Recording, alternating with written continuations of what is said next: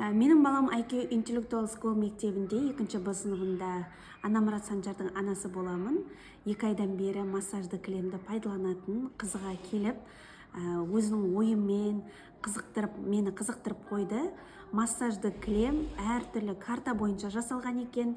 Менің түсінген ақпаратым бойынша, оның ішінде әртүрлі қалаларда баланың аяқ үлгісімен тастарда неше түрлі құралдардан пайдаланған. Оны жүріп көріп қызықты екенін айтты. Әрі картада, біздің Қазақстанымыздың картасында әр қаланың бар екенін таныса отырып, маған қызығушылық білдіріп, осы қалаға барайықшы деп ниеттеніп отыр. Ондай қызығушылықпен мен картаны өз көзімен қызығып көріп кеткенде болатынмын. 2 айдан бері пайдаланып жүр екен.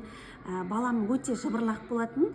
Қазір соңғы уақытта қарасам, соны пайдаланғаннан кейін кішкене балдардың өмірге деген несі, қызығушылығы ашыла бастады ма, стресс дейді ғой, стресі қойғандай болып маған көрінді.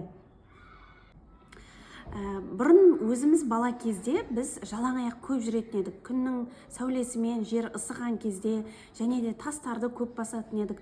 Олардың барлығы адамның миына пайдалы деп ойлаймын. Сол себепте осы картаны жасап шығарған кезде мен жақсы ниетте болдым.